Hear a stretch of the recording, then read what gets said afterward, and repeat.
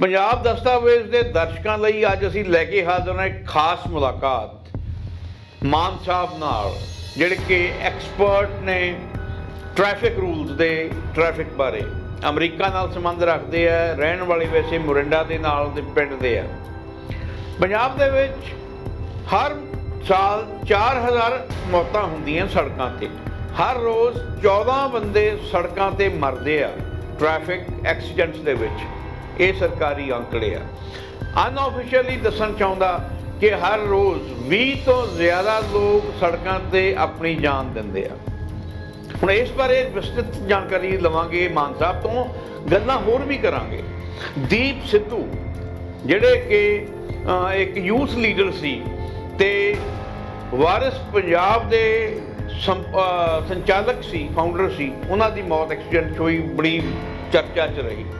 ਮੌਤ ਹੋਈ ਕੈਪਟਨ ਕਮਲਜੀਤ ਸਿੰਘ ਦੀ, ਸਾਬਕਾ ਅਕਾਲੀ ਫਾਈਨੈਂਸ ਮਿਨਿਸਟਰ ਦੀ ਸੜਕ ਹਾਦਸੇ 'ਚ। ਕੀ ਉਹ ਸੜਕ ਹਾਦਸਾ ਸੀ ਜਾਂ ਕਿ ਮੈਨੇਜਡ ਸੀ, ਸਟੇਜ ਮੈਨੇਜਡ ਐਕਸੀਡੈਂਟ ਸੀ?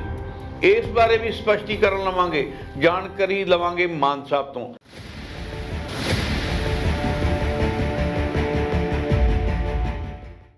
ਮਾਨ ਸਾਹਿਬ ਦਾ ਸਵਾਗਤ ਕਰਦੇ ਹਾਂ। ਸਤਿ ਸ਼੍ਰੀ ਅਕਾਲ। ਸਤਿ ਸ਼੍ਰੀ ਅਕਾਲ ਮਾਨ ਸਾਹਿਬ। ਸਭ ਤੋਂ ਪਹਿਲਾਂ ਮੋਟੀ ਜਾਣਕਾਰੀ, ਭਾਰਤ ਦੇ ਵਿੱਚ ਹਰ ਸਾਲ ਕਿੰਨੇ ਬੰਦੇ ਮਰਦੇ ਐਕਸੀਡੈਂਟ ਦੇ ਵਿੱਚ, ਤੇ WHO ਕੀ ਕਹਿੰਦੀ ਆ, ਸਾਡੀ ਪੰਜਾਬ ਸਰਕਾਰ ਦੇ ਅੰਕੜੇ ਕੀ ਕਹਿੰਦੇ ਆ, ਤੇ ਤੁਹਾਡੀ ਆਪਣੀ ਅਨਆਫੀਸ਼ੀਅਲ ਜਾਣਕਾਰੀ ਕੀ ਕਹਿੰਦੀ ਹੈ? ਇਹਦੇ ਬਾਰੇ ਦੱਸੋ। ਤਖਤ ਸਾਹਿਬ, ਜੋ ਜਿੰਨਾ ਹੁਣ ਤੱਕ ਮੈਂ ਸਟੱਡੀ ਕੀਤੀ ਹੈ ਉਹਦੇ ਹਿਸਾਬ ਨਾਲ ਇੰਡੀਆ ਦੀ ਜਿਹੜੀ ਹੈਗੀ ਹੈ 1.5 ਲੱਖ ਦੀ ਹੈ, ਅਤੇ ਜੇ ਪੰਜਾਬ ਦੀ ਜਿਹੜੀ ਹੈ ਉਹ 4000 ਦੀ ਜਿਹੜੀ ਹੈਗੀ। ਪਰ ਸਵਾਲ ਇਹ ਹੁੰਦਾ ਵੀ ਕੀ ਜਿਹੜਾ ਐਕਸੀਡੈਂਟ ਹੁੰਦਾ ਕੋਈ ਵੀ, ਉਹ ਇਨਫੋਰਸਮੈਂਟ ਜਾਂ ਪੁਲਿਸ ਉਹਨੂੰ ਰਿਕਾਰਡ ਕਰਦੀ ਹੈ? ਅਕਸਰ ਸਮਝੌਤੇ ਹੋ ਜਾਂਦੇ ਆ, ਜਾਂ ਹਸਪੀਟਲਾਂ 'ਚ ਜਾ ਕੇ ਜਿਹੜੇ ਐਕਸੀਡੈਂਟ ਹੋਏ ਹੁੰਦੇ ਆ ਉਹ ਮਰ ਜਾਂਦੇ ਆ, ਉਹਨਾਂ ਦਾ ਕੋਈ ਰਿਕਾਰਡ ਨਹੀਂ ਚੈੱਕ ਕਰਿਆ ਜਾਂਦਾ, ਸਿਰਫ ਇਹ ਦੇਖਿਆ ਜਾਂਦਾ ਜੀ ਹਾਂਜੀ ਐਕਸੀਡੈਂਟ ਹੋਇਆ ਸੀ।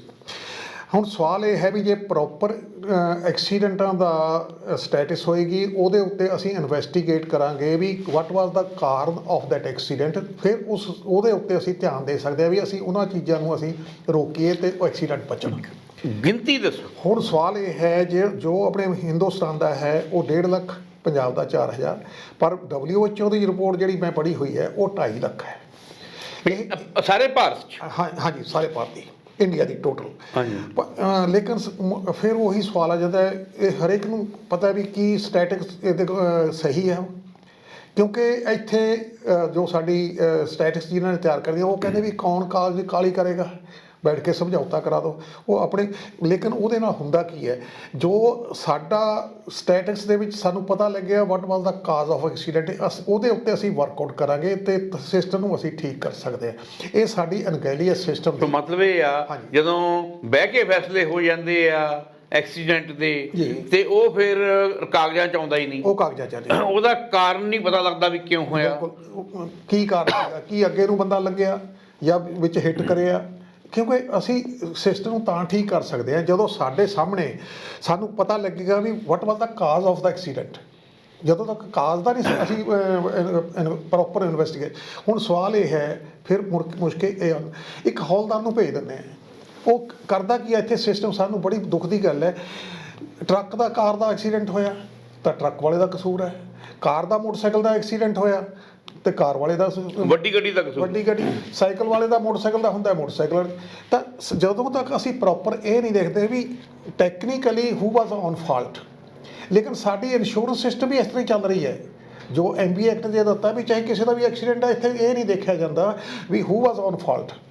ਜਦੋਂ ਜਿਹੜਾ ਹੁਣ ਬਾਹਰ ਦਾ ਸਿਸਟਮ ਹੈ ਉਹ ਬਕਾਇਦਾ ਪ੍ਰੋਪਰ ਉਹਦੇ 'ਚ ਇਨਵੈਸਟੀਗੇਟ ਕਰਦੇ ਆ, ਉੱਥੇ ਕੋਈ ਲਿਹਾਜ਼ ਨਹੀਂ ਹੁੰਦੀ, ਫਿਰ ਇਹ ਦੇਖਿਆ ਜਾਂਦਾ ਵੀ ਕਿਹਦਾ ਐਕਸੀਡੈਂਟ ਸੀ, ਉਹਦੀ ਇੰਸ਼ੋਰੈਂਸ ਜਿਹੜੀ ਹੈ ਉਹ ਸਾਰਾ ਕਵਰ ਕਰਦੀ ਹੈ। ਹੁਣ ਗੱਲ ਕਰਦੇ ਆ ਦੀਪ ਸਿੱਧੂ ਦੇ ਐਕਸੀਡੈਂਟ ਬਾਰੇ, ਜਿੱਤੇ ਵਿਵਾਦ ਰਿਹਾ। ਹਾਂਜੀ, ਮਾਨ ਸਾਹਿਬ ਟੈਕਨੀਕਲੀ ਸਮਝਾਉਣਗੇ, ਫੋਟੋਆਂ ਨਾਲ ਸਮਝਾਉਣਗੇ, ਆਪਣੀ ਦਲੀਲ ਨਾਲ ਸਮਝਾਉਣਗੇ। ਜੀ ਮਾਨ ਸਾਹਿਬ ਦੇਖੋ, ਜਿਹੜਾ ਦੀਪ ਸਿੱਧੂ ਦਾ ਐਕਸੀਡੈਂਟ ਹੈ, ਅਨਪੜ੍ਹਤਾ ਕਹਿ ਲਓ ਜਾਂ ਲੋਕਾਂ ਦਾ ਨੌਲੇਜ ਟ੍ਰੈਫਿਕ ਬਾਰੇ ਨਾ ਹੋਣਾ, ਜਾਂ ਇੱਕ ਇੱਥੇ ਜੋ ਆਮ ਰਿਵਾਜ਼ ਚੱਲੇਗਾ ਜੀ ਉਹ ਗੋਲੀ ਵੱਜੀ ਉਹਦੇ ਆ ਹੋ ਗਿਆ। ਲੇਕਿਨ ਜੇ ਤੁਸੀਂ ਉਹ ਚੀਜ਼ ਵੀ ਸਾਹਮਣੇ ਲਿਆਉਣੀ ਹੈ ਉਹ ਤੱਥਾਂ ਨਾਲ ਲਿਆਓ, ਜਦੋਂ ਤੁਸੀਂ ਤੱਥਾਂ ਨਾਲ ਲਿਆਓਗੇ ਤਾਂ ਉਹ ਪਤਾ ਲੱਗੇਗਾ whether it was A accident ਔਰ ਇਟ ਵਾਜ਼ ਏ ਮਰਡਰ। ਪਰ ਸਵਾਲ ਇਹ ਹੈ ਵੀ ਮੈਂ, ਕਿਉਂਕਿ ਮੇਰੇ ਜਿਹੜੀ ਸੋਚ ਹੈ, ਮੈਂ ਤਾਂ ਸਿਰਫ ਇਹ ਦੇਖਦਾ ਹੁੰਦਾ ਵੀ ਅਗਰ ਉਹ ਐਕਸੀਡੈਂਟ ਹੈ ਕੀ ਕਾਰਨ ਹੈ, ਕੀ ਉਹ ਕਾਰਨ ਉਸ ਚੀਜ਼ ਨੂੰ ਸਪੋਰਟ ਕਰਦੇ ਹੈ। ਜੇ ਵਾਕਈ ਸਪੋਰਟ ਕਰਦੇ ਆ ਫਿਰ ਅਸੀਂ ਬਿਲਕੁਲ ਐਗਰੀ ਨਹੀਂ ਕਰਾਂਗੇ ਵੀ ਇਹ, ਹਾਂ ਜੇ ਕੋਈ ਇਹ ਕਹਿੰਦਾ ਵੀ ਇਹ ਮਰਡਰ ਹੋਇਆ ਹੈ ਤਾਂ ਉਹ ਆਪਣਾ ਸਾਨੂੰ ਤੱਥ ਦੇਣ। ਜਦੋਂ ਇਹ ਐਕਸੀਡੈਂਟ ਹੋਇਆ ਮੈਂ ਫੇਸਬੁੱਕ ਤੇ ਰੈਗੂਲਰ ਪਾਉਂਦਾ ਰਿਹਾ, ਮੈਂ ਆਪਣਾ ਨੰਬਰ ਵੀ ਛੱਡਦਾ ਰਿਹਾ। ਈਵਨ ਆਪਣੇ ਮਾਨ ਸਾਹਿਬ ਜਿਹੜੇ ਹੈਗੇ ਉਹਨਾਂ ਨੇ ਤੇ ਉਹਨਾਂ ਦੇ ਨਾਲ ਹੋਰ ਉਹ ਐਵਰੀ ਡੇ ਇਹੀ ਕਹਿੰਦੇ ਇਹ ਐਕਸੀਡੈਂਟ ਹੈ, ਐਕਸੀਡੈਂਟ ਨਹੀਂ ਹੈ, ਇਹ ਮਰਡਰ ਹੈ। ਤੇ ਉਹਦੇ ਕਰਕੇ ਮੈਂ ਰੋਜ਼ ਇਹ ਕਹਿੰਦਾ ਸੀ ਵੀ ਤੁਸੀਂ ਮੇਰੇ ਨਾਲ ਗੱਲ ਕਰੋ, ਮੈਂ ਪ੍ਰੂਵ ਕਰਦਾ ਵੀ ਇਟ ਵਾਜ਼ ਐਕਸੀਡੈਂਟ। ਹਾਂ, ਮਤਲਬ ਮਾਨ ਸਾਹਿਬ ਕਹਿੰਦੇ ਆ ਦੀਪ ਸਿੱਧੂ ਦਾ ਕਤਲ ਨਹੀਂ ਹੋਇਆ, ਇਹ ਇੱਕ ਮਹਿਜ਼ ਐਕਸੀਡੈਂਟ ਸੀ। ਹੁਣ ਤੁਹਾਨੂੰ ਅਸੀਂ ਇਹ ਦੱਸਾਂਗੇ, ਜਿਵੇਂ ਮੇਰੀ ਪਹਿਲਾਂ ਡਿਸਕਸ਼ਨ ਹੋਈ ਮਾਨ ਸਾਹਿਬ ਨਾਲ ਪਿਕਚਰਾਂ ਦੇ ਆਧਾਰ ਤੇ, ਕੁਝ ਪਿਕਚਰਾਂ ਤੁਹਾਨੂੰ ਸਕਰੀਨ ਤੇ ਦੇਖਣ ਨੂੰ ਮਿਲਣਗੀਆਂ। ਮਾਨ ਸਾਹਿਬ, ਜਿਹੜੀ ਪਹਿਲੀ ਪਿਕਚਰ ਦੀ ਆਪਾਂ ਗੱਲ ਕੀਤੀ ਹੈ ਜਿਹਦੇ ਵਿੱਚ ਦੀਪ ਸਿੱਧੂ ਦੀ ਗੱਡੀ ਹਿੱਟ ਕਰਦੀ ਹੈ ਟਰੱਕ ਨੂੰ, ਉਹਨੂੰ ਐਕਸਪਲੇਨ ਕਰੋ ਜੀ। ਜਿਸ ਤਰ੍ਹਾਂ ਅੱਛਾ, ਕਈ ਕਹਿੰਦੇ ਜੀ ਟਰੱਕ ਖੜੇ 'ਚ ਗੱਡੀ ਵੱਜੀ, ਨਹੀਂ ਖੜੇ 'ਚ ਨਹੀਂ ਵੱਜੀ। ਟਰੱਕ ਜਿਹੜਾ ਹੈਗਾ ਸੈਂਟਰ ਲੇਨ ਵਿੱਚ ਜਾ ਰਿਹਾ ਸੀ, ਉੱਥੇ 3 ਲੇਨਾਂ ਸੀਗੀਆਂ ਤੇ ਜਿਹੜਾ ਉਸ ਟਾਈਮ ਦੀਪ ਜਿਹੜਾ ਹੈਗਾ ਉਹਦੀ ਸਪੀਡ ਜੋ ਸਾਰੇ ਪ੍ਰੂਫ ਸਾਹਮਣੇ ਆ ਰਹੇ ਆ 120 ਕਿਲੋਮੀਟਰ ਦੇ ਉੱਪਰ ਸੀਗੀ। ਪਰ ਮੈਂ 120 ਕਿਲੋਮੀਟਰ ਦੇ ਹਿਸਾਬ ਨਾਲ ਇਹ ਗੱਲ ਕਰਾਂਗਾ। ਅਗਰ ਉਹ 120 ਕਿਲੋਮੀਟਰ ਸੀ, ਇਹਦੇ 'ਚ ਅਗਲੀ ਗੱਡੀ ਤੋਂ ਫਾਸਲਾ ਰੱਖਣ ਦਾ ਸਿਸਟਮ ਹੁੰਦਾ ਜਿਹਨੂੰ ਸਪੇਸ ਕੁਸ਼ਨ ਕਹਿੰਦੇ ਆ। ਜਦੋਂ ਉਹਨੇ ਪ੍ਰੋਪਰ ਸਪੇਸ ਕੁਸ਼ਨ ਨਹੀਂ ਰੱਖਿਆ ਤਾਂ ਮੇਰੇ ਹਿਸਾਬ ਨਾਲ 3 ਸੈਕਿੰਡ ਇਹਦਾ ਰੂਲ ਹੈਗਾ 3 ਸੈਕਿੰਡ ਰੂਲ। ਤਾਂ ਅਗਰ ਉਹ 120 ਕਿਲੋਮੀਟਰ ਦੀ ਸਪੀਡ 'ਤੇ ਜਾ ਰਿਹਾ ਤਾਂ 1 ਸੈਕਿੰਡ ਦੇ ਵਿੱਚ ਤਕਰੀਬਨ 110 ਫੁੱਟ ਉਹ ਜਾ ਰਿਹਾ। ਤੇ ਜੇ 110 ਫੁੱਟ ਜਾ ਰਿਹਾ ਤਾਂ ਉਹਦਾ ਡਿਸਟੈਂਸ ਉਹ ਮੁਰਲੀ ਗੱਡੀ ਤੋਂ ਜਿਹੜਾ ਹੈਗਾ 330 ਫੁੱਟ ਦਾ ਚਾਹੀਦਾ ਸੀਗਾ। ਤੇ ਜਦੋਂ 330 ਫੁੱਟ ਤੇ ਉਹ ਜਾ ਕੇ ਅਗਰ ਹੁੰਦਾ ਤਾਂ ਨੇੜੇ, ਜਦੋਂ ਪਹਿਲਾ ਜਾਂ ਪਰਸੈਪਸ਼ਨ ਤੇ ਐਕਸ਼ਨ ਟਾਈਮ ਹੈ ਉਹ ਪੌਣਾ ਸੈਕਿੰਡ ਲੱਗ ਜਾਂਦਾ, ਉਹਦੇ 'ਚ ਤੁਸੀਂ ਕੁਝ ਨਹੀਂ ਕਰ ਸਕਦੇ। ਤਾਂ ਉਹਦਾ ਨਾ ਸਪੇਸ ਪੋਜੀਸ਼ਨ ਸਹੀ ਹੋਣਾ, ਡਿਸਟੈਂਸ ਨਾ ਸਹੀ ਹੋਣੇ ਕਰਕੇ ਜਦੋਂ ਨੇੜੇ ਜਾ ਕੇ ਦੇਖਿਆ, ਇੱਕ ਕਸੂਰ ਟਰੱਕ ਵਾਲੇ ਦਾ ਵੀ ਹੈਗਾ ਜੋ ਮੈਂ ਐਨਾਲਿਸਿਸ ਕਰਿਆ ਵੀ ਟਰੱਕ ਵਾਲੇ ਦੇ ਜਿਹੜੇ ਹੈਗੇ ਆ ਉਹਦੀਆਂ ਬੈਕ ਲਾਈਟਾਂ ਜਗਦੀਆਂ ਨਹੀਂ ਸੀਗੀਆਂ, ਜਿਹਦੇ ਕਰਕੇ ਦੂਰ ਤੋਂ ਉਹ ਜੱਜ ਨਹੀਂ ਕਰ ਸਕਿਆ। ਨੇੜੇ ਸੀਗਾ, ਨੇੜੇ ਕਰਕੇ ਜਦੋਂ ਉਹਨੇ ਇੱਕੋ ਕੋਸ਼ਿਸ਼ ਕਰੀ ਵੀ ਜਿਹੜੀ ਖੱਬੇ ਪਾਸੇ ਲੇਨ ਜਿਹੜੀ ਸੀਗੀ ਉਸ ਪਾਸੇ ਨੂੰ ਉਹਨੇ ਟਰਨ ਕਰਨ ਦੀ ਕੋਸ਼ਿਸ਼ ਕਰੀ ਹੈ। ਜਦੋਂ ਉਹਨੇ ਟਰਨ ਕੀਤਾ ਹੈ, ਦੇਖੋ ਪਹਿਲਾ 1.5 ਸੈਕਿੰਡ ਜੇ ਪਰਸੈਪਸ਼ਨ ਟਾਈਮ, ਉਹਦਾ ਟਾਈਮ ਹੈ 0.67 ਸੈਕਿੰਡ, ਆਪਾਂ ਪੌਣਾ ਸੈਕਿੰਡ ਇਹਨੂੰ ਅਜ਼ੂਮ ਕਰ ਸਕਦੇ ਹਾਂ। ਫਿਰ ਹੈਗਾ ਐਕਸ਼ਨ ਟਾਈਮ, ਉਹਦਾ ਵੀ ਪੌਣਾ ਸੈਕਿੰਡ ਹੈ। ਤਾਂ 1.5 ਸੈਕਿੰਡ ਦੇ ਵਿੱਚ ਜੇ ਆਪਾਂ ਉਹੀ ਲਈਏ ਜਿਹਦੇ 'ਚ ਉਹ ਕੁਛ ਨਹੀਂ ਕਰਿਆ, ਪਰ ਉਹਨੇ ਕਰਿਆ, ਉਹਨੇ ਇਹ ਕਰਿਆ ਵੀ ਖੱਬੇ ਪਾਸੇ ਨੂੰ ਗੱਡੀ ਕੱਟਣ ਦੀ ਕੋਸ਼ਿਸ਼ ਕੀਤੀ ਹੈ। ਮਾਨ ਸਾਹਿਬ, ਪੌਣਾ ਸੈਕਿੰਡ ਪਰਸੈਪਸ਼ਨ ਟਾਈਮ ਵੀ ਉਹ ਪਰਸੀਵ ਕਰਦਾ ਸਿਚੁਏਸ਼ਨ ਕੀ, ਅੱਖ ਦੇਖਦੀ ਹੈ, ਦਿਮਾਗ ਤਰੰਗਾ ਜਾਂਦੀ ਹੈ, ਦਿਮਾਗ ਦੱਸਦਾ ਕਿ ਪੌਣਾ ਸੈਕਿੰਡ। ਹਾਂਜੀ, ਪੌਣਾ ਸੈਕਿੰਡ। ਫਿਰ ਪੌਣਾ ਸੈਕਿੰਡ ਉਹ ਟਾਈਮ ਲੈਂਦਾ ਰਿਐਕਟ ਕਰਨ ਵੀ ਮੈਂ ਬ੍ਰੇਕ ਮਾਰਨੀ ਹੈ, ਕੀ ਕਰਨਾ ਹੈ, ਮੈਂ ਬ੍ਰੇਕ ਐਕਸ਼ਨ ਕਰਨਾ ਹੈ, ਜੋ ਵੀ ਹੈ ਠੀਕ ਉਹ ਮੈਨੂਵਰ ਕਰੇ। ਤਾਂ 1.5 ਸੈਕਿੰਡ ਦੇ ਵਿੱਚ ਦੇਖੋ ਉਹ ਫਿਰ ਵੀ ਉਹਦੇ ਵਿੱਚ ਵੱਜ ਗਿਆ। ਇਟ ਮੀਨਸ ਉਹਦਾ ਡਿਸਟੈਂਸ ਜਿਹੜਾ ਹੈਗਾ 220 ਫੁੱਟ ਤੋਂ ਘੱਟ ਸੀਗਾ। ਹੋਣਾ ਕਿੰਨਾ ਚਾਹੀਦਾ? 300, ਉਹ 330 ਫੁੱਟ ਐਟਲੀਸਟ ਹੋਣਾ। ਅਗਰ 330 ਫੁੱਟ ਹੁੰਦਾ ਤਾਂ ਪਹਿਲਾ 1.5 ਸੈਕਿੰਡ ਦੇ ਵਿੱਚ ਜਿਹੜਾ ਹੈਗਾ ਉਹਨੇ ਤਕਰੀਬਨ 150 ਫੁੱਟ ਜਾਣਾ ਸੀਗਾ। ਤੇ ਉੱਥੇ ਇੱਕ ਪੱਤਰ ਪ੍ਰੇਰਕ ਨੇ ਜਿਹੜਾ ਹੈਗਾ ਉੱਥੇ ਦੱਸਿਆ ਹੋਇਆ, ਉੱਥੇ ਜਿਹੜੀਆਂ ਘਾਸ ਲੱਗੀ ਆ ਉਹ ਵੀ ਮਿਣ ਕੇ ਦੱਸੀ ਹੈ, ਤਕਰੀਬਨ 110 ਫੁੱਟ ਜਾਂਦੀ ਆ ਉਹ। ਹੁਣ ਉਹ 110 ਫੁੱਟ ਦੇ ਵਿੱਚ ਜਾ ਕੇ ਜਿਹੜਾ ਹੈਗਾ ਟਰੱਕ ਖੜਿਆ। ਜਦੋਂ ਕੋਈ ਇਹੋ ਜਿਹੀ ਚਾਂਸ ਹੁੰਦਾ ਹੈ ਤਾਂ ਕੁਦਰਤੀ ਗੱਲ ਹੁੰਦੀ ਹੈ, ਡਰਾਈਵਰ ਵੀ ਬ੍ਰੇਕ ਲਾਉਂਦਾ ਹੈ, ਪਰ ਟਰੱਕ ਦੇ ਬ੍ਰੇਕ ਨਹੀਂ ਲੱਗੇ। ਹੁਣ ਜੋ ਮੇਰੀ ਕੈਲਕੂਲੇਸ਼ਨ ਹੈਗੀ ਹੈ, ਜਦੋਂ ਗੱਡੀ ਉਹਦੇ ਵਿੱਚ ਵੱਜੀ ਹੈ, ਗੱਡੀ ਜਿਹੜੀ ਹੈਗੀ ਸੱਜੇ ਡਰਾਈਵਰ ਸਾਈਡ ਤੋਂ ਟੋਟਲੀ ਟਰੱਕ ਦੇ ਥੱਲੇ ਚਲੇਗੀ। ਤੇ ਟਰੱਕ ਦੇ ਪਿਛਲੇ ਪਾਸੇ 3 ਐਕਸਲ ਹੈ, ਉਹ 3 ਐਕਸਲਾਂ ਵਾਲਾ ਟਰੱਕ ਸੀਗਾ। ਫਿਰ 2 ਐਕਸਲ ਟਰੱਕ ਦੇ ਹੈ, ਇੱਕ ਅਗਲਾ ਇੱਕ ਪਿਛਲਾ, ਜਾਣੀ 5 ਐਕਸਲਾਂ ਵਾਲਾ ਟਰੱਕ ਸੀਗਾ। ਜੇ ਇਹਦੇ 'ਚ ਸਿਸਟਮ ਕੀ ਕਹਿੰਦਾ ਹੈ, ਇੱਕ ਐਕਸਲ ਦੇ ਉੱਤੇ ਜਿਹੜੇ ਹੈਗੇ ਬ੍ਰੇਕਸ ਹੁੰਦੇ ਆ ਉਹ ਡਬਲ ਬ੍ਰੇਕ ਹੁੰਦੇ, ਪਾਰਕਿੰਗ, ਉਹਦੇ ਵਿੱਚ ਪਾਰਕਿੰਗ ਬ੍ਰੇਕ ਵੀ ਹੁੰਦਾ ਹੈ, ਉਹਦੇ 'ਚ ਅਪਲਾਈਡ ਬ੍ਰੇਕ ਵੀ ਹੁੰਦਾ ਹੈ। ਆਮ ਜਿਹੜਾ ਸਿੰਗਲ ਬ੍ਰੇਕ ਹੈ, ਜਦੋਂ ਡਰਾਈਵਰ ਬ੍ਰੇਕ ਲਾਉਂਦਾ ਹੈ ਤਾਂ ਉਸ ਪੈਡਲ ਦੱਬਦਾ ਹੈ ਤਾਂ ਉਹ ਸਿੰਗਲ ਦੇ ਵਿੱਚ ਸਿਰਫ ਤੁਹਾਡਾ ਬ੍ਰੇਕ ਲੱਗਣੇ ਹੈ। ਲੇਕਿਨ ਇਹ ਜਿਹੜਾ ਬ੍ਰੇਕ ਸਿਸਟਮ ਹੈਗਾ, ਇਹ ਤੁਸੀਂ ਫੋਟੋ ਦਿਖਾ ਸਕਦੇ ਆ ਜੀ। ਤੇ ਉਹ ਫੋਟੋ ਦੇ ਵਿੱਚ ਤੁਸੀਂ ਬ੍ਰੇਕ ਦੇਖੋਗੇ, ਉਹਦੇ 'ਚ 2 ਚੈਂਬਰ ਹੈ ਬ੍ਰੇਕ ਦੇ ਵਿੱਚ। ਜਿਹੜਾ ਪਿਛਲਾ ਪੋਰਸ਼ਨ ਹੈ ਉਹ ਹੈਗਾ ਜੋ ਐਮਰਜੈਂਸੀ ਬ੍ਰੇਕ। ਜਦੋਂ ਅਸੀਂ ਟਰੱਕ ਖੜਾਉਣਾ ਹੈ ਜਾਂ ਟ੍ਰੇਲਰ ਖੜਾਉਂਦੇ ਹਾਂ, ਅਸੀਂ ਹਵਾ ਕੱਢ ਦਿੰਦੇ ਹਾਂ ਤੇ ਉਹ ਜਦੋਂ ਹਵਾ ਨਿਕਲ ਜਾਂਦੀ ਹੈ ਉਹਦੇ ਵਿੱਚ ਜਿਹੜਾ ਬਹੁਤ ਭਾਰੀ ਸਪਰਿੰਗ ਆ ਉਹ ਸਪਰਿੰਗ ਫੈਲ ਕੇ ਮੁੜ ਕੇ ਟਰੱਕ ਦਾ ਬ੍ਰੇਕ ਲੱਗ ਜਾਂਦਾ ਹੈ। ਜੇ ਖੜਾ ਟਰੱਕ ਹੈਗਾ ਤਾਂ ਉਹਦੇ ਬ੍ਰੇਕ ਲੱਗੇ ਹੋਣਗੇ ਤਾਂ ਉਹ ਅੱਗੇ ਪਿੱਛੇ ਨਹੀਂ ਕਿਤੇ ਉਤਰਾਈ ਜਾਂ ਚੜਾਈ ਨਹੀਂ ਰੁੜੇਗਾ। ਲੇਕਿਨ ਜਦੋਂ ਅਸੀਂ ਟਰੱਕ ਚਲਾਉਣਾ ਹੈ ਤਾਂ ਅਸੀਂ ਜਿਹੜੇ ਬਟਨ ਹੈ ਅੰਦਰ ਦੋ ਲਾਲ ਤੇ ਪੀਲਾ, ਉਹ ਲਾਲ ਜਿਹੜਾ ਹੈਗਾ ਉਹ ਟ੍ਰੇਲਰ ਦਾ ਹੁੰਦਾ ਹੈ, ਪੀਲਾ ਜਿਹੜਾ ਹੈਗਾ ਉਹ ਟਰੱਕ ਦਾ ਹੁੰਦਾ ਹੈ। ਅੱਛਾ, ਜਦੋਂ ਅਸੀਂ ਦੋਨੋਂ ਅੰਦਰ ਧੱਕਦੇ ਹਾਂ ਤਾਂ ਉਹਦੇ ਨਾਲ ਉਹ ਬ੍ਰੇਕ ਦੇ ਜਿਹੜਾ ਬ੍ਰੇਕ ਚੈਂਬਰ ਹੈਗਾ ਉਹਦੇ 'ਚ 에ਅਰ ਚਲੇ ਜਾਂਦੀ ਹੈ ਪਾਰਕਿੰਗ ਬ੍ਰੇਕ 'ਚ, ਉਹ ਸਪਰਿੰਗ ਨੂੰ ਪਿੱਛੇ ਧੱਕ ਦਿੰਦਾ ਹੈ। ਜਦੋਂ ਪਿੱਛੇ ਧੱਕ ਜਾਂਦਾ ਉਹਦੇ ਬ੍ਰੇਕ ਰਿਲੀਜ਼ ਹੋ ਜਾਂਦੇ ਆ, ਅਸੀਂ ਟਰੱਕ ਨੂੰ ਮੂਵ ਕਰ ਸਕਦੇ ਹਾਂ। ਤਾਂ ਜਿੰਨਾ ਚਿਰ ਟਰੱਕ ਨੇ ਚੱਲਣਾ ਹੈ ਉਹਦਾ ਉਹ 에ਅਰ ਉਸ ਤਰ੍ਹਾਂ ਹੀ ਜਾਣੀ ਹੈ। ਲੇਕਿਨ ਇਸ ਐਕਸੀਡੈਂਟ 'ਚ ਕੀ ਹੋਇਆ, ਜਦੋਂ ਉਹ ਸਿੱਧੂ ਨੇ ਉਹਨੂੰ ਕੱਟਣ ਦੀ ਕੋਸ਼ਿਸ਼ ਕਰੀ ਲੇਕਿਨ ਉਹਦੇ ਕੋਲ ਟਾਈਮ ਹੈ ਨਹੀਂ ਸੀ, ਉਹਦੀ ਜਿਹੜੀ ਗੱਡੀ ਸੱਜੇ ਪਾਸੇ ਜਾ ਕੇ ਖੱਬੇ ਪਾਸੇ ਜਾ ਕੇ ਲੱਗੀ ਹੈ। ਖੱਬੇ ਪਾਸੇ ਲੱਗੀ ਆ, ਉਹ ਇਹਨਾਂ ਬ੍ਰੇਕਾਂ ਨੂੰ ਜਿਹੜੀ 에ਅਰ ਜਾਂਦੀ ਹੈ ਉਹ ਵਾਲਵ ਦੇ ਥਰੂ ਜਾ ਕੇ ਜਿਹੜੀ ਹੈਗੀ ਹੈ ਜਾਂਦੀ ਹੈ। ਅੱਛਾ, ਜਾਂਦੀ ਕਿਹਦੇ ਥਰੂ ਹੈ? ਰਬਰਾਂ ਦੀ ਪਾਈਪ ਹੁੰਦੀ ਹੈ। ਹੁਣ ਜਦੋਂ ਗੱਡੀ ਉਹਦੇ ਵਿੱਚ ਵੱਜੀ ਹੈ, ਉਹ ਜਿਹੜਾ ਰਬਰ ਉਹਨੂੰ 에ਅਰ ਸਪਲਾਈ ਜਾ ਰਹੀ ਸੀ ਉਹ ਰੈਪਚਰ ਹੋ ਗਈ, ਟੁੱਟ ਗਈ, ਉਹ ਰੈਪਚਰ ਹੋ ਗਈ। ਰੈਪਚਰ ਕਰਕੇ ਜਿਹੜੀ ਉਹਨੂੰ 에ਅਰ ਜਾ ਰਹੀ ਸੀ ਉਹ ਬਾਹਰ ਨਿਕਲ ਲੱਗ ਗਈ, ਬ੍ਰੇਕ ਲੱਗ ਗਈ। ਜਿਹੜੀ ਉਹਦੇ ਵਿੱਚ ਵੀ 에ਅਰ ਸੀਗੀ ਉਹ ਵੀ ਨਿਕਲ ਗਈ। ਤਾਂ ਉਹ ਜਿਹੜਾ ਸਪਰਿੰਗ ਹੈਗਾ ਉਹ ਫਿਰ ਖੁੱਲ ਗਿਆ, ਉਹਦੀ ਬ੍ਰੇਕ ਲੱਗ ਗਈ। ਹੁਣ ਜੇ ਤੁਸੀਂ ਉਸ ਐਕਸੀਡੈਂਟ 'ਚ ਪ੍ਰੈਕਟੀਕਲੀ ਦੇਖੋਗੇ, ਜਿਹੜਾ ਖੱਬੇ ਪਾਸੇ ਦਾ ਬ੍ਰੇਕ ਹੈਗਾ ਉਹ 100% ਲੱਗਿਆ ਹੋਇਆ ਉਸ ਟਾਇਰ ਦਾ, ਐਕਸਲ ਦਾ। ਲੇਕਿਨ ਸੱਜੇ ਪਾਸੇ ਦਾ ਜਿਹੜਾ ਹੈ ਮੇਰੀ ਕੈਲਕੂਲੇਸ਼ਨ 'ਚ ਉਹ 25% ਦੇਖਿਆ ਹੋਇਆ ਲੱਗਿਆ ਹੋਇਆ। ਤਾਂ ਉਹ 25% ਕਿਉਂ ਚੱਲਿਆ? ਕਿਉਂਕਿ ਸੈਂਟਰ 'ਚ ਜਿਹੜਾ ਵਾਲਵ ਹੈਗਾ ਉਹ ਤੋਂ 에ਅਰ ਉਹਨੂੰ ਜਾ ਰਹੀ ਸੀਗੀ, ਲੇਕਿਨ ਉਹ ਲੀਕ ਹੋਣੇ ਕਰਕੇ ਉਹ 에ਅਰ ਦਾ ਪ੍ਰੈਸ਼ਰ ਡਾਊਨ ਹੋ ਗਿਆ। ਉਹ ਇੰਨਾ ਕੁ ਕੰਮ ਕਰ ਸਕਿਆ ਜਿਹਦੇ ਨਾਲ ਥੋੜ੍ਹੇ ਬ੍ਰੇਕ ਲੱਗੇ, ਲੇਕਿਨ ਖੱਬੇ ਪਾਸੇ ਦਾ 100% ਲੱਗਿਆ ਹੋਇਆ। ਬਾਕੀ ਤੁਸੀਂ ਉੱਥੇ ਦੇਖੋਗੇ ਕੋਈ ਟਰੱਕ ਦੇ ਬ੍ਰੇਕ ਨਹੀਂ ਹੈਗੇ, ਸਿਰਫ ਇੱਕ ਐਕਸਲ ਦੇ ਬ੍ਰੇਕ ਸਾਨੂੰ ਦਿਖਣਗੇ। ਤਾਂ ਇਹਦੇ ਹਿਸਾਬ ਨਾਲ ਜਿਹੜਾ ਹੈਗਾ, ਦੇਖੋ ਗੱਡੀ ਵਿੱਚ ਇਸ ਕਰਕੇ ਵਿੱਚ ਵੱਜੀ ਵੀ ਉਹਨੇ ਆਪਣਾ ਸਪੇਸ ਕੁਸ਼ਨ ਨਹੀਂ ਸਹੀ ਰੱਖਿਆ। ਨੰਬਰ 2, ਟਰੱਕ ਦੇ ਪਿੱਛੇ ਲਾਈਟਾਂ ਸਹੀ ਨਹੀਂ ਸੀਗੀਆਂ ਜਿਹਦੇ ਕਰਕੇ ਉਹ ਪ੍ਰੋਪਰ ਦੂਰ ਤੋਂ ਨਹੀਂ ਦੇਖ ਸਕਿਆ। ਤੇ ਜਦੋਂ ਵਿੱਚ ਵੱਜਿਆ ਤਾਂ ਉਹ ਜਿਹੜੀਆਂ ਰਬਰ 에ਅਰ ਜਾ ਰਹੀ ਸੀ ਉਹ ਰੈਪਚਰ ਹੋ ਗਈ, ਬ੍ਰੇਕ ਲੱਗ ਗਏ। ਅੱਛਾ ਮਾਨ ਸਾਹਿਬ, ਇੱਕ ਹੋਰ ਕੰਟਰੋਵਰਸੀ ਆ ਦਾਰੂ ਦੀ ਬੋਤਲ ਦੀ, ਬਿਲਕੁਲ ਪੀਤੀ ਹੋਈ ਸੀ ਕਹਿੰਦੇ। ਹਾਂਜੀ, ਉਹ ਵੀ ਮੈਂ ਜਿਹੜੀ ਹੈ ਉੱਥੇ ਦੇ SSP ਜਿਹੜਾ ਹੈਗਾ ਉਹਨੇ ਆਪਣੇ ਬਿਆਨਾਂ 'ਚ ਕਲੀਅਰ ਦੱਸਿਆ ਹੈ। ਜਦੋਂ ਅਸੀਂ ਆ ਕੇ ਇਨਸਪੈਕਸ਼ਨ ਕਰੀ ਆ, ਉਹਨਾਂ ਨੇ ਉਹ ਬੋਤਲ ਜਿਹੜੀ ਹੈ ਆਪਣੇ ਕੋਲ ਜਿਹੜੀ ਹੈ ਆਪਣੇ ਕੰਟਰੋਲ 'ਚ ਲਿਆਂਦੀ, ਕਿਉਂਕਿ ਉਹਨਾਂ ਨੇ ਕੇਸ ਵਾਸਤੇ ਚਾਹੀਦੀ ਸੀਗੀ। ਇਹ ਨਹੀਂ ਵੀ ਉਹਨਾਂ ਨੇ ਮੈਨੂਪਲੇਟ ਕਰਕੇ ਨਾ, ਵਾਕਈ ਉਹ ਜੋ ਕੁਛ ਇੱਥੇ SSP ਦਾ ਹੈ।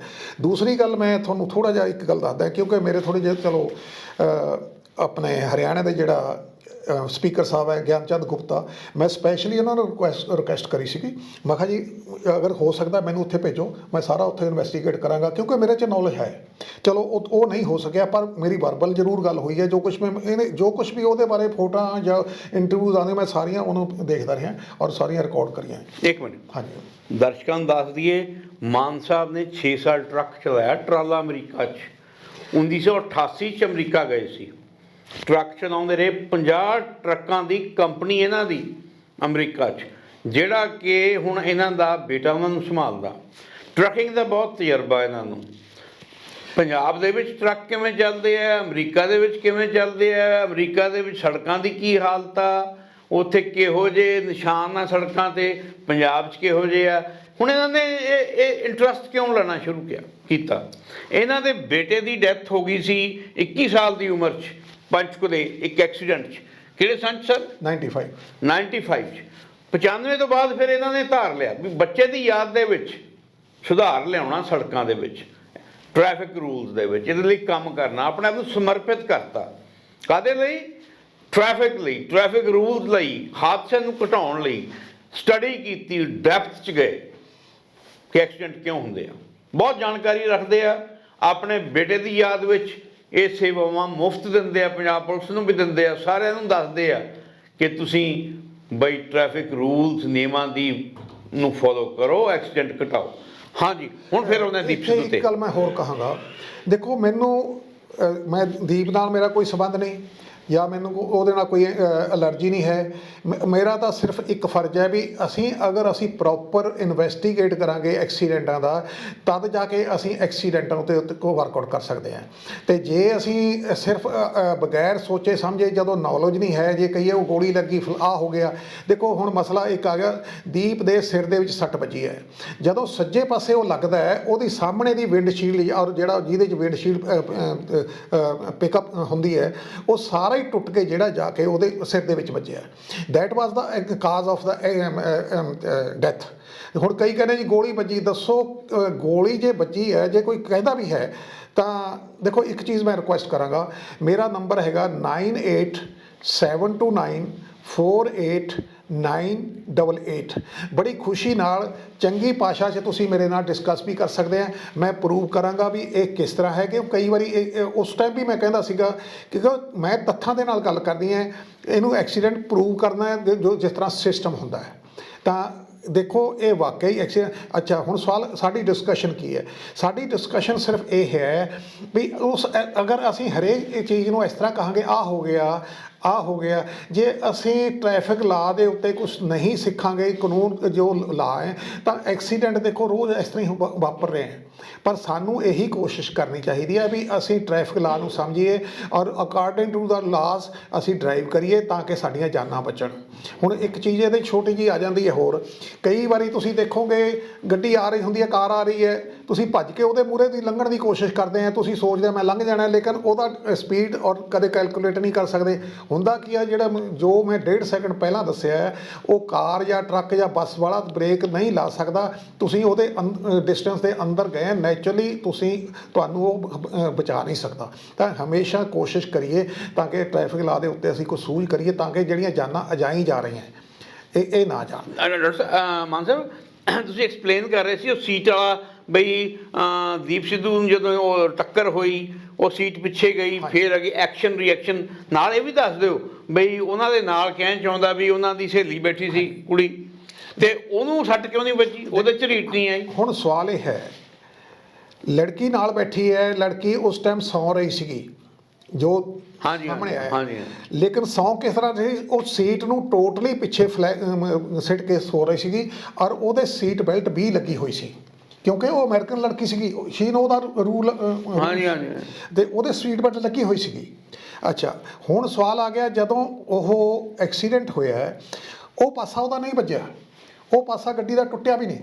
ਜਦੋਂ ਉਹ ਜਿਸ ਤਰ੍ਹਾਂ ਸਕਰੀਨ ਤੇ ਦਿਖਾ ਸਕਦੇ ਹਾਂ ਦਰਸ਼ਕਾਂ ਨੂੰ, ਫੋਟੋ ਉਧਰਲਾ ਸਾਈਡ ਟੁੱਟੀ ਨਹੀਂ ਹੈ ਸਾਬਤ, ਲੇਕਿਨ ਜੋ ਡਰਾਈਵਰ ਸਾਈਡ ਹੈਗੀ ਉਹ ਗੱਡੀ ਦੇ ਵਿੱਚ ਵੱਜਦੀ ਹੈ, ਉਹ ਵੱਜ ਕੇ ਜਿਹੜਾ ਹੈਗਾ ਉਹ ਉਹਦੇ ਸਿਰ ਦੇ ਵਿੱਚ ਵੱਜਦੀ ਹੈ। ਸੀਟ ਬੈਲਟ ਵੀ, ਅੱਛਾ ਗੱਡੀ ਦੀ ਜਿਹੜੀ ਹੈਗੀ ਸੀਟ ਵੀ ਜਿਹੜੀ ਹੈਗੀ ਹੈ ਉਹ ਵੀ ਦੇਖੋ ਮੈਂ ਉਹ ਦੇਖੀ ਨਹੀਂ ਹੈ, ਪਰ ਮੇਰੀ ਇੱਕ ਅਜ਼ੰਪਸ਼ਨ ਹੈ ਵੀ ਉਹ ਟੁੱਟ ਗਈ ਹੈ, ਕਿਉਂਕਿ ਇੰਨੀ ਐਡੇ ਮੋਮੈਂਟਮ ਦੇ ਵਿੱਚ ਗੱਡੀ ਜੇ ਵੱਜਦੀ ਹੈ ਤਾਂ ਕੁਦਰਤੀ ਐਕਸ਼ਨ ਹੁੰਦਾ ਹੈ।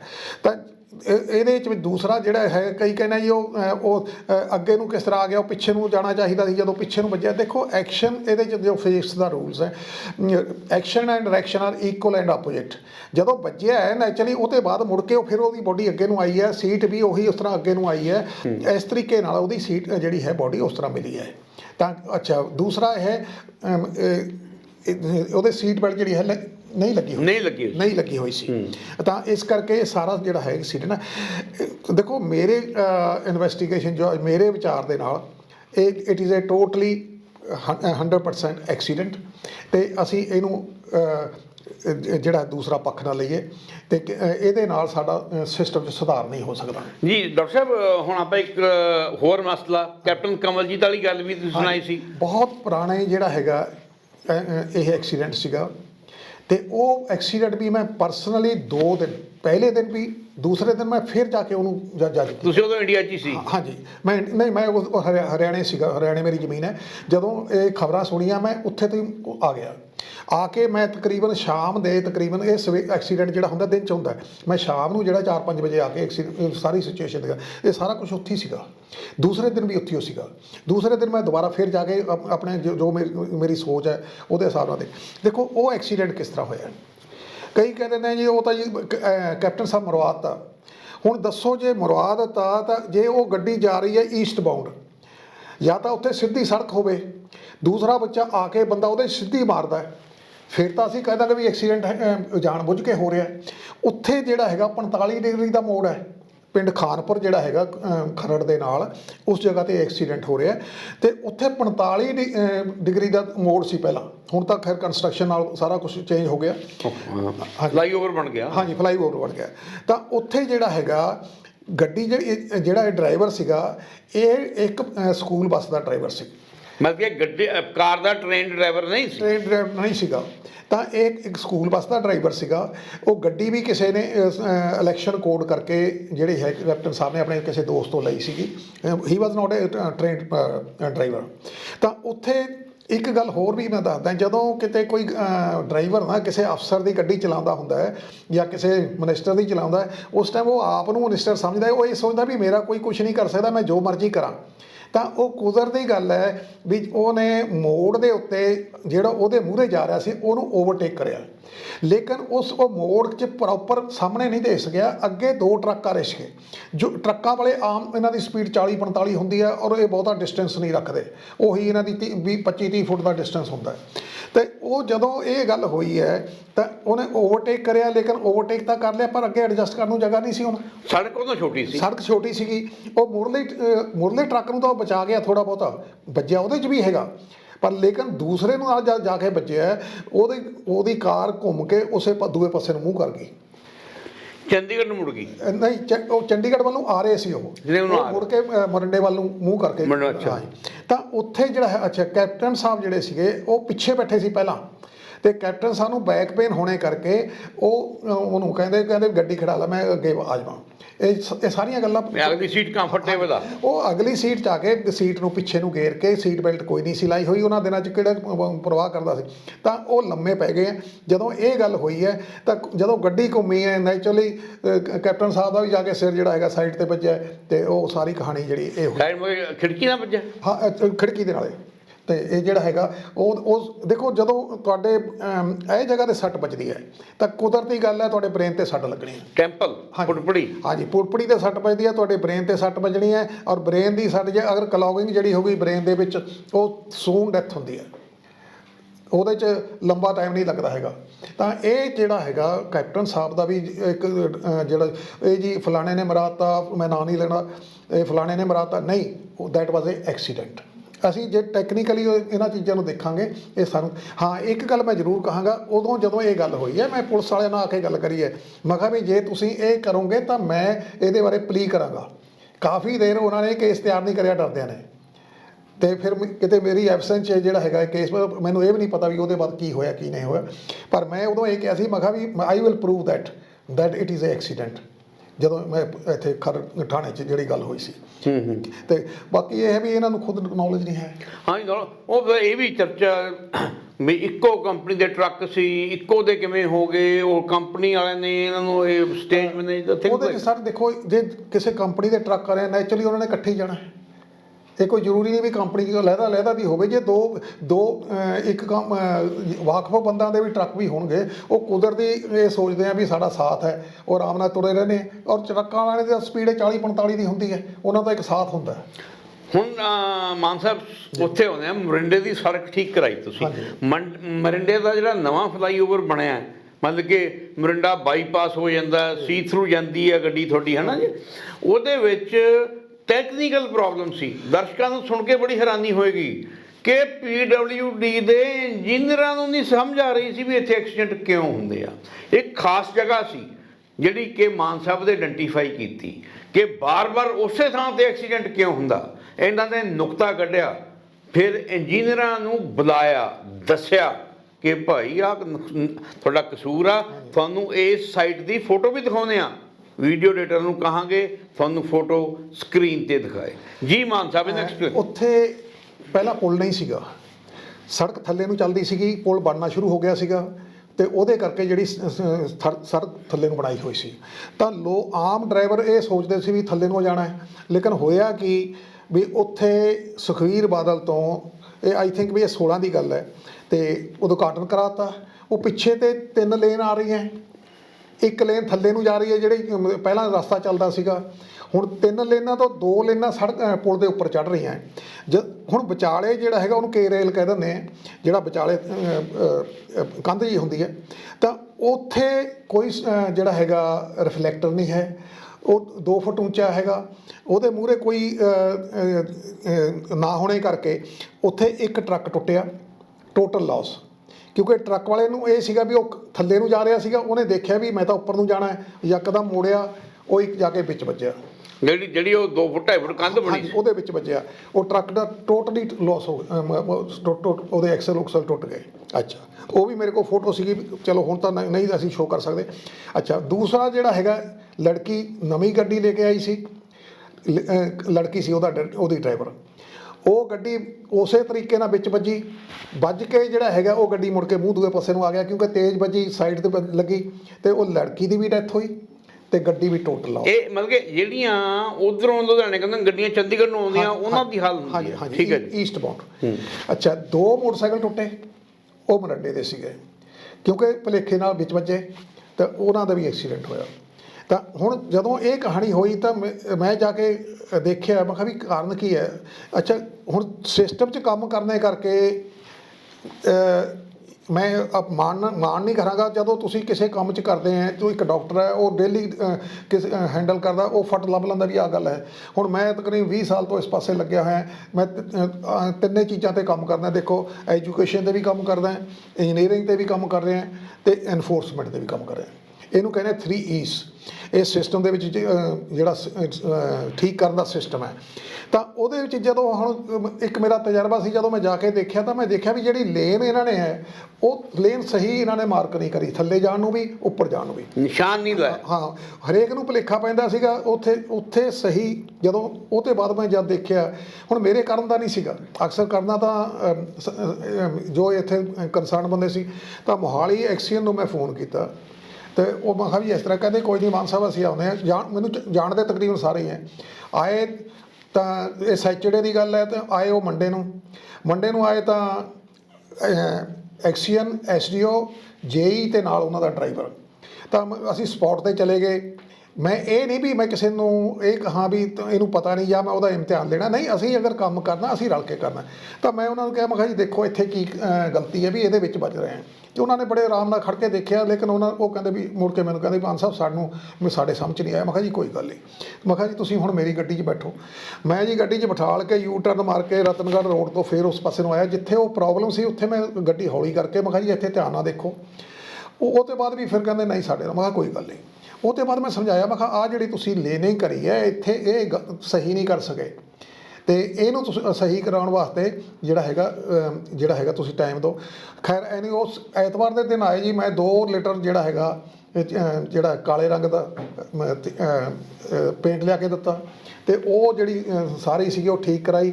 ਉਹ ਤੋਂ ਬਾਅਦ ਉਹਨੂੰ ਸਾਰੀ ਪ੍ਰੋਪਰ ਮਾਰਕਿੰਗ ਕਰਾ ਕੇ, ਉਹਦੇ ਤੁਸੀਂ ਦੇਖਿਓ ਫੋਟੋ 'ਚ ਵੀ, ਉਹ ਸਾਰਾ ਖੜ ਕੇ ਮੈਂ ਆਪ ਜਿਹੜਾ ਕਰਾਇਆ। ਨਹੀਂ, ਤੁਸੀਂ ਕਾਲਾ ਪੇਂਟ ਕਰਾਤਾ ਉੱਥੇ? ਹੈ ਕਾਲਾ ਪੇਂਟ ਕਰਾਤਾ ਕਿ ਵਾਈਟ? ਨਹੀਂ, ਜਿੱਥੇ ਉਹ ਚਿੱਟਾ ਪੇਂਟ ਸੀ ਨਾ ਲੱਗਿਆ ਹੋਇਆ, ਉਹ ਗਲਤ ਕਰਿਆ ਹੋਇਆ ਸੀਗਾ, ਉਹਦੇ ਉੱਪਰ ਕਾਲਾ ਕਰਿਆ ਵੇ, ਉਹ ਮਿਟਾਤਾ। ਉਹ ਤੋਂ ਬਾਅਦ ਨਵੀਂ ਸਾਰੀ ਫਿਰ ਜਿਹੜੀ ਹੈਗੀ, ਤੁਸੀਂ ਉਹਦੇ 'ਚ ਫੋਟੋ 'ਚ ਵੀ ਦੇਖੋਗੇ, ਉਹ ਸਾਰੀ ਫਿਰ ਕਰਾਈ। ਨਹੀਂ, ਉਹਦੇ ਫਿਰ ਲੇਨਸ ਤਾਂ ਫਿਰ ਵਾਈਟ 'ਚ ਹੀ ਬਣਦੀਆਂ। ਲੇਨ ਵਾਈਟ 'ਚ ਬਣਨੀ ਹੈ, ਲੇਕਿਨ ਉਹ ਜਿਹੜੀ ਲੇਨ ਵਾਈਟ ਸੀ ਨਾ, ਉਹ ਗਲਤ ਬਣੀ ਹੋਈ ਸੀ। ਉਹ ਪਹਿਲੀ ਮਿਟਾਤੀ, ਨਵੀਂ ਬਣਾ। ਹਾਂ, ਪਹਿਲੀ ਜਿਹੜੀ ਟੋਟਲ ਮਿਟਾ ਕੇ ਉਹਨੂੰ ਨਵੇਂ ਸਹੀ ਤਰੀਕੇ ਨਾਲ।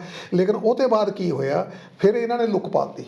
ਲੁੱਕ ਪਾਉਣ ਦੇ ਬਾਅਦ ਉਹੀ ਚੀਜ਼ ਫਿਰ ਉਹ ਜਦੋਂ ਲੁੱਕ ਪਾਉਣ ਦੇ ਬਾਅਦ ਦੁਬਾਰਾ ਜਿਹੜਾ ਹੈਗਾ, ਮੈਂ ਐਕਸਪੈਰੀਮੈਂਟਲ ਮੈਂ ਕਿਹਾ ਤਾਂ ਕਿ ਇੱਕ ਇਹਨਾਂ ਨੂੰ ਵੀ ਆਈਡੀਆ ਮਿਲੇ ਵੀ ਹੋਰ ਤੋਂ ਵੀ ਇਸ ਤਰ੍ਹਾਂ ਹੀ ਕਰਨਾ। ਉਹ ਫਿਰ ਮੈਂ ਦੁਬਾਰਾ ਖੜ ਕੇ ਆਪ ਜਿਹੜੀ ਹੈ ਕਰਾਈ ਹੋਈ ਹੈ, ਤਾਂ ਦੁਬਾਰਾ ਫਿਰ ਨਿਸ਼ਾਨ ਲਵਾਏ। ਹਾਂਜੀ, ਉਹ ਤੋਂ ਬਾਅਦ ਜਦ ਤੋਂ ਮੈਂ ਕਰਾਈ, ਕੋਈ ਐਕਸੀਡੈਂਟ ਨਹੀਂ ਹੋਇਆ ਉੱਥੇ। Very good. ਔਰ ਮੈਨੂੰ ਇੱਕ ਚੀਜ਼ ਹੈ, ਦੇਖੋ ਸਾਨੂੰ ਮਰਦੇ ਦਿਖਦੇ ਆ, ਹੁਣ ਤੁਹਾਡੀ ਔਰ ਮੇਰੀ ਹਿੰਮਤ ਨਾਲ ਜਿਹੜੇ ਬਚਣੇ ਉਹ ਤਾਂ ਸੱਚੇ ਪਾਤਸ਼ਾਹ ਨੂੰ ਪਤਾ ਹੈ, ਔਰ ਉਹਦਾ ਪ੍ਰਮਾਤਮਾ ਰਿਵਾਰਡ ਦਿੰਦਾ ਹੈ, ਔਰ ਮੈਨੂੰ ਮਿਲਿਆ ਜੀ। ਅੱਛਾ ਮਾਨ ਸਾਹਿਬ, ਹੋਰ ਤੁਸੀਂ ਕੀ ਸੁਝਾਅ ਦੇਣਾ ਚਾਹੋਗੇ ਪੰਜਾਬ ਸਰਕਾਰ ਨੂੰ, ਪੰਜਾਬ ਦੇ ਇੰਜੀਨੀਅਰਸ ਨੂੰ, ਜਾਂ ਪੰਜਾਬ ਪੁਲਿਸ ਨੂੰ, ਵੀ ਇਹਦੀ ਇਨਫੋਰਸਮੈਂਟ ਰੂਲਸ ਦੀ, ਰੈਗੂਲੇਸ਼ਨ ਦੀ ਕਿਵੇਂ ਹੋ ਸਕਦੀ ਹੈ? ਆਪਣੇ ਕੋਲ ਮਿੰਟ 3-4 ਹੀ ਨੇ। ਹਾਂਜੀ, ਇਹਦੇ 'ਚ ਦੇਖੋ, ਇਹ ਸਿਸਟਮ ਠੀਕ ਕਰਨਾ ਇਹਦੇ 'ਚ ਮੈਂ ਕੁਝ ਪੁਆਇੰਟ ਕੱਢੇ ਹੋਏ ਆ। ਮੈਂ ਸੀਐਮ ਸਾਹਿਬ ਨਾਲ ਵੀ ਥੋੜ੍ਹਾ ਜਿਹਾ ਮੀਟਿੰਗ ਕਰਨ ਦੀ ਕੋਸ਼ਿਸ਼ ਕਰ ਰਿਹਾ। ਇਹਦੇ 'ਚ 3 E's ਜਿਹੜੇ ਮੈਂ ਦੱਸਿਆ ਹੈ, ਐਜੂਕੇਸ਼ਨ, ਅਸੀਂ ਸਕੂਲਾਂ 'ਚ ਬੱਚਿਆਂ ਨੂੰ ਇਹ ਸਬਜੈਕਟ ਸ਼ੁਰੂ ਕਰੀਏ। ਨੰਬਰ 2, ਜਿਹੜਾ ਲਾਇਸੈਂਸ ਸਿਸਟਮ ਹੈ ਬਕਾਇਦਾ ਐਜੂਕੇਸ਼ਨ ਸਿਸਟਮ ਹੋਵੇ। ਗੌਰਮੈਂਟ ਨੂੰ ਲਿਟਰੇਚਰ ਬੱਚਿਆਂ ਨੂੰ ਦੇਣਾ ਚਾਹੀਦਾ ਤਾਂ ਕਿ ਪੜ੍ਹ ਕੇ ਐਗਜ਼ਾਮ ਦੇਣ। ਹੁਣ ਆ ਗਈ ਇੰਜੀਨੀਅਰਿੰਗ ਦੀ ਗੱਲ, ਜਿੱਥੇ ਜਿੱਥੇ ਇੰਜੀਨੀਅਰਿੰਗ ਦੀ ਗੱਲ ਹੈਗੀ ਹੈ ਉਹ ਅਸੀਂ ਜਿਹੜਾ ਇਹਦੇ ਉੱਤੇ ਵਰਕਆਊਟ ਕਰੀਏ। ਤੀਸਰੀ ਸਭ ਤੋਂ ਵੱਡੀ ਜਿਹੜੀ ਗੱਲ ਹੈਗੀ ਉਹ ਹੈ ਇਨਫੋਰਸਮੈਂਟ। ਸਾਡਾ ਇਨਫੋਰਸਮੈਂਟ ਸਿਸਟਮ ਜਿਹੜਾ ਹੈਗਾ ਉਹ ਟੋਟਲੀ ਰੌਂਗ ਹੈ। ਸਾਡਾ ਨਾਕਾ ਸਿਸਟਮ ਚੱਲ ਰਿਹਾ ਹੈ। ਨਾਕਾ ਸਿਸਟਮ, ਤੁਸੀਂ ਸੀਟ ਬੈਲਟ ਨਹੀਂ ਲਾਈ, ਤੁਸੀਂ ਹੈਲਮਟ ਨਹੀਂ ਪਾਇਆ, ਤੁਸੀਂ ਉਦੋਂ ਆ ਕੇ ਪਾ ਲਓਗੇ ਤਾਂ ਉਹ ਤੋਂ ਬਾਅਦ ਤੁਸੀਂ ਫਿਰ ਉਸ ਤਰ੍ਹਾਂ ਹੋ ਜਾਂਦਾ ਹੈ। ਅਤੇ ਮੈਂ ਇਹ ਜਿਹੜਾ ਸਰਕਾਰ ਨੂੰ ਪ੍ਰੋਜੈਕਟ ਦੇ ਰਿਹਾ ਉਹਦੇ ਵਿੱਚ ਜਿਹੜਾ ਹੈਗਾ ਪੰਜਾਬ ਦੇ ਵਿੱਚ 4400 ਕਿਲੋਮੀਟਰ ਨੈਸ਼ਨਲ ਅਤੇ ਸਟੇਟ ਹਾਈਵੇਜ਼ ਹੈ। ਮੈਂ 10 ਕਿਲੋਮੀਟਰ ਦੇ ਨਾਲ ਇੱਕ ਬੀਟ ਬਣਾ ਕੇ ਉਹਦੇ 'ਚ ਤਕਰੀਬਨ 22 ਬੰਦੇ ਕੰਮ ਕਰਨਗੇ। ਤਾਂ ਉਹਦੇ ਉੱਤੇ ਜਿਵੇਂ ਮੇਰਾ ਸਾਰਾ ਚੱਲ ਰਿਹਾ ਵੀ ਜੀ ਅਗਰ ਮੋਬਾਈਲ ਜਿਸ ਤਰ੍ਹਾਂ ਬਾਹਰ ਅਮਰੀਕਾ ਕੈਨੇਡਾ ਚੱਲਦਾ ਹੈ ਮੋਬਾਈਲ ਸਿਸਟਮ ਦੇ ਨਾਲ, ਅਤੇ ਉਸ ਤਰ੍ਹਾਂ ਚੈਕਿੰਗ ਹੋਵੇ ਤਾਂ ਉਹਦੇ ਨਾਲ ਜਦੋਂ ਹਰੇਕ ਬੰਦਾ ਸੜਕ 'ਤੇ ਚੜ੍ਹੇਗਾ ਉਹਨੂੰ ਡਰ ਹੋਏਗਾ ਵੀ ਮੈਨੂੰ ਪਤਾ ਨਹੀਂ ਕਿ ਇੱਥੇ ਪਿੱਛੇ ਦੇ ਕਦੋਂ ਰੋਕ ਲੈਣਾ, ਕਦੋਂ ਮੈਨੂੰ ਟਿਕਟ ਮਿਲ ਜਾਣੀ ਹੈ, ਚਲਾਨ ਹੋ ਜਾਣਾ। ਤਾਂ ਇਹ ਤਰੀਕੇ ਦੇ ਨਾਲ ਦੇਖੋ, ਜੇ ਅਗਰ ਹੋ ਸਕਿਆ ਤਾਂ ਇਸ ਪ੍ਰੋਜੈਕਟ ਦੇ ਵਿੱਚ 10,500 ਬੰਦੇ ਨੂੰ ਜਿਹੜਾ ਹੈਗਾ ਜੋਬ ਮਿਲਦਾ। ਔਰ ਸਰਕਾਰ ਦਾ ਇੱਕ ਨਵਾਂ ਪੈਸਾ ਨਹੀਂ ਲੈਣਾ ਜਿਹੜਾ ਪ੍ਰੋਜੈਕਟ ਦੇ ਵਿੱਚ, ਇਹ ਕਾਫੀ ਲੰਬਾ ਜਦੋਂ ਕਿਤੇ 10,000 ਬੰਦੇ ਨੂੰ ਤੁਸੀਂ ਨੌਕਰੀ ਦਵਾ ਦਿਓਗੇ ਤੇ ਸਰਕਾਰ ਦਾ ਢੇਲਾ ਨਹੀਂ ਲੱਗਣਾ। ਇਹਦੇ ਵਿੱਚ ਕਿਵੇਂ ਕਰੋਗੇ, ਪੈਸੇ ਕਿਵੇਂ ਜਨਰੇਟ ਕਰੋਗੇ? ਦੇਖੋ, ਜਿਹੜੇ 14 ਬੰਦੇ ਇੱਕ ਬੀਟ ਦੇ ਵਿੱਚ ਜਿਹੜੇ ਹੈਗੇ ਸਾਡੇ ਕੰਮ ਕਰਨਗੇ, ਜਿਨ੍ਹਾਂ ਨੇ ਸੜਕ ਤੇ ਕੰਮ ਕਰਨਾ ਹੈ, ਉਹਨਾਂ ਬੰਦਿਆਂ ਤੇ ਅਸੀਂ ਸਿਕਿਉਰਿਟੀ ਲੈਣੀ ਹੈ 60,000 ਰੁਪਇਆ। ਤਾਂ ਉਹ 60,000 ਦੇ ਨਾਲ ਤਕਰੀਬਨ 55 ਕਰੋੜ ਸਾਨੂੰ ਪੈਸਾ ਇਕੱਠਾ ਹੁੰਦਾ। ਇੱਕ ਗੱਲ ਅਗਲੀ ਵੀ, ਅੱਜ ਪੈਸੇ ਲੋਕ ਚੱਕੀ ਫਿਰਦੇ ਆ ਨੌਕਰੀ ਲੈਣ ਵਾਸਤੇ, ਪਰ ਇਹ ਜਿਹੜੇ ਪੈਸੇ ਆ ਅਸੀਂ ਉਹਨਾਂ ਨੂੰ ਬਕਾਇਦਾ ਜਿਹੜਾ ਹੈਗਾ ਜੋ ਬੈਂਕ ਦਾ ਵਿਆਜ ਮਿਲਦਾ ਉਹਦਾ ਵਿਆਜ ਦੇਣਾ ਹੈ। ਇਹ 5 ਸਾਲ ਦਾ ਕੰਟਰੈਕਟ ਹੋਏਗਾ। ਅਗਰ ਉਹ ਅਗਲੇ 5 ਸਾਲ 'ਚ ਆ ਜਾਂਦੇ ਆ ਤਾਂ ਉਹਦਾ ਪੈਸੇ ਚੱਲਦੇ ਆ। ਜੇ ਉਹਨਾਂ ਨੇ ਨਹੀਂ ਆ ਰਹੇ, ਨਹੀਂ ਤੁਸੀਂ ਮਤਲਬ ਕਿ ਜਿਹਨਾਂ ਨੂੰ ਨੌਕਰੀ ਦੇਣੀ ਆ ਉਹ ਤੋਂ ਪੈਸੇ ਲੈਣੇ? ਹਾਂਜੀ, ਉਹਨਾਂ ਤੋਂ ਪੈਸੇ ਲੈਣੇ ਆ। ਕਿਉਂ? ਉਹ ਇੱਕ ਤਾਂ ਕਰਪਸ਼ਨ ਹੀ ਕਰਨਗੇ, ਸਭ ਤੋਂ ਵੱਡੀ ਗੱਲ, ਕਿਉਂਕਿ ਅਗਰ ਕੋਈ ਕਰਪਸ਼ਨ ਕਰਦਾ ਹੈ ਤਾਂ ਉਹਦਾ ਜਿਹੜਾ ਹੈਗਾ 60,000 ਫੋਰਫੀਟ ਹੈ, ਕੇਸ ਅਲੱਗਾ ਬਣ ਜਾਣਾ। ਅੱਛਾ, ਦੂਸਰਾ ਮੈਂ ਤਰੀਕਾ ਉਹਦੇ 'ਚ ਦਿੱਤਾ ਵੀ 8 ਘੰਟੇ ਦੀ ਡਿਊਟੀ ਲੈਣੀ ਹੈ, 16 ਚਲਾਨ ਮੈਨੂੰ ਚਾਹੀਦੇ ਆ। ਜੇ 16 ਤੋਂ 20 ਕਰਦੇ ਆ ਤਾਂ 5%, ਜੇ 20 ਤੋਂ 25 ਕਰਦੇ ਆ ਤਾਂ ਪਹਿਲੇ 5, ਅਗਲੇ ਤੇ 10, ਜੇ 25 ਤੋਂ ਵੱਧ ਕਰਦੇ ਆ 15%। 30,000 ਉਹਨਾਂ ਨੂੰ ਤਨਖਾਹ ਦੇ, ਮਤਲਬ ਕਿ ਜਿਹੜੇ ਚਲਾਨ ਕਰਨਗੇ, ਜਿਹੜੇ ਪੈਸੇ ਆਉਣਗੇ ਉਹ ਤੋਂ ਤਨਖਾਹ ਦੇਣੀ, ਉਹਨਾਂ 'ਚੋਂ ਤਨਖਾਹ ਮਿਲੇਗੀ। ਉਹ ਸਾਰਾ ਮੇਰੀ ਕੈਲਕੂਲੇਸ਼ਨ ਕੱਢੀ ਹੋਈ ਹੈ।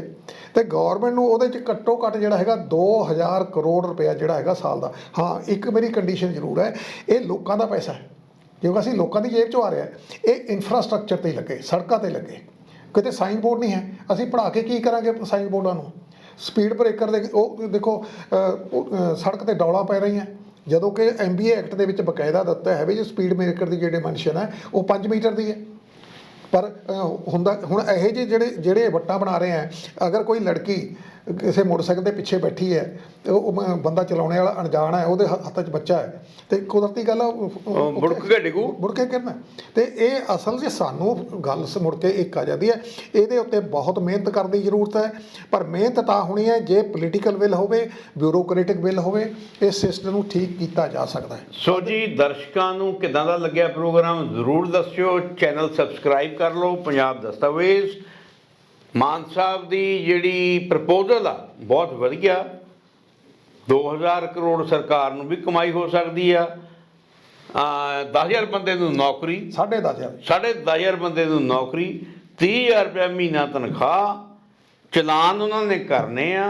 ਜੇ ਕੋਈ ਰੂਲ ਵਾਇਲੇਟ ਕਰਦਾ, ਉਹ ਸਾਰੇ ਕਰਦੇ ਆ, ਉਹ ਚਲਾਨ ਤਾਂ ਉਹਨਾਂ ਦੀ ਗਿਣਤੀ ਪੂਰੀ ਹੋ ਜੂ। ਚਲਾਨਾਂ ਤੋਂ ਜਿਹੜੇ ਪੈਸੇ ਆਉਣੇ ਆ ਉਹਨਾਂ 'ਚੋਂ ਤਨਖਾਹਾਂ ਨਿਕਲ ਜਾਣੀਆਂ। ਇਹ ਬੰਦਿਆਂ ਦੀਆਂ ਨੌਕਰੀ ਦੇਣੀ ਹੈ ਨਾ, 60,000 ਰੁਪਇਆ ਪਹਿਲਾਂ ਜਮ੍ਹਾਂ ਕਰਾਉਣਾ, ਉਹਦਾ ਬੈਂਕ ਦਾ ਵਿਆਜ ਮਿਲਣਾ। ਫਿਰ ਜੇ ਉਹ ਹੇਰਾਫੇਰੀ ਕਰਦੇ ਆ, ਕਿਸੇ ਤੋਂ ਪੈਸੇ ਲੈ ਕੇ ਚਲਾਨ ਨਹੀਂ ਕਰਦੇ, ਕਰਪਸ਼ਨ ਕਰਦੇ ਆ, ਫੜੇ ਜਾਂਦੇ ਆ, 60,000 ਰੁਪਇਆ ਜ਼ਬਤ, ਨੌਕਰੀ ਤੋਂ ਬਰਖਾਸਤ। ਠੀਕ ਆ ਜੀ, ਕੇਸ ਲੈਦਾ, ਕੇਸ ਅੱਡ। ਕਿਆ ਕਮਾਲ ਦੀ ਪ੍ਰਪੋਜ਼ਲ ਹੈ ਜੀ। ਇਹ ਲਾਗੂ ਕਰੋ ਮਾਨ ਸਾਹਿਬ, ਤੁਹਾਡਾ ਸਾਥ ਦਿਆਂਗੇ। ਇਹਦੇ ਵਾਸਤੇ ਕੋਸ਼ਿਸ਼ ਕਰ ਰਿਹਾ ਵੀ CM ਅੱਜ ਤੋਂ ਨਹੀਂ, ਮੈਂ ਮੇਰੇ ਖਿਆਲ ਵੀ 7-8 ਸਾਲ ਤੋਂ ਪਹਿਲਾਂ ਸੈਕਟਰੀ ਹੋਮ ਸੀਗੇ ਮਿਸਟਰ ਬੈਂਸ, ਉਹਨਾਂ ਨਾਲ ਵੀ 3 ਮੀਟਿੰਗਾਂ ਕਰੀਆਂ, ਅਤੇ ਪੁਲਿਸ ਦੇ ਵਿੱਚ ADGP RP ਸਿੰਘ ਸੀ, ਉਹਨਾਂ ਨਾਲ ਵੀ ਕਰੀਆਂ। ਮੈਂ ਕਿਹਾ ਵੀ ਜਿਹੜੇ ਤੇ ਹੁੰਦਾ ਉਹ ਕਰੋ ਤੁਸੀਂ। ਜੋ ਚਲੋ ਦੇਖੋ, ਨਵੀਂ ਸਰਕਾਰ ਹੈ, ਹੋ ਸਕਦਾ ਕਿ ਮਾਨ ਸਾਹਿਬ ਇਸ ਨਵੇਂ ਵਿਚਾਰ ਨੂੰ, ਆਈਡੀਆ ਨੂੰ ਐਕਸੈਪਟ ਕਰਨ। ਇੱਕ ਮੈਂ ਭਗਵੰਤ ਮਾਨ ਜੀ ਨੂੰ ਮੈਂ ਗੱਲ ਕਹਿ ਰਿਹਾ, ਮਾਨ ਸਾਹਿਬ ਦੇਖੋ, ਹਰੇਕ ਸਰਕਾਰ ਇਸ ਕਰਕੇ ਡਰਦੀ ਹੈ ਚਲਾਨ ਕੱਟਣ ਤੋਂ, ਵੋਟਾਂ ਕਰਕੇ। ਹੁਣ ਸਵਾਲ ਇਹ ਹੈ ਵੀ ਅਗਰ ਪ੍ਰੋਜੈਕਟ ਤੁਸੀਂ ਹੁਣ ਸ਼ੁਰੂ ਕਰ ਲਓਗੇ ਤਾਂ 1 ਸਾਲ ਦੇ ਵਿੱਚ ਲੋਕਾਂ ਨੇ ਤੰਗ ਹੋਣਾ, ਬੜਾ ਗਾਲਾਂ ਕੱਢਣਗੇ, ਲੇਕਿਨ ਜਦੋਂ ਟਾਈਮ ਆ ਜਾਣਾ ਤੁਹਾਡੀਆਂ ਵੋਟਾਂ ਦਾ, ਲੋਕਾਂ ਨੇ ਕਹਿਣਾ ਦੇਖੋ ਕਿੰਨਾ ਸੁਧਾਰ ਹੋ ਗਿਆ। ਬਿਲਕੁਲ ਜੀ, ਬਿਲਕੁਲ। ਤਾਂ ਇਹ ਤੁਹਾਡੀ ਹਿੰਮਤ ਹੈ। ਪੰਜਾਬ ਦਸਤਾਵੇਜ਼ ਦੇ ਦਰਸ਼ਕਾਂ ਤੋਂ ਮੈਨੂੰ ਤੇ ਮਾਨ ਸਾਹਿਬ ਨੂੰ ਇਜਾਜ਼ਤ ਦਿਓ। ਸਭ ਨੂੰ ਬੁਲਾਉਂਦੇ ਹਾਂ ਜੀ, ਸਤਿ ਸ਼੍ਰੀ ਅਕਾਲ, ਨਮਸਕਾਰ, ਧੰਨਵਾਦ ਜੀ ਮਾਨ ਸਾਹਿਬ।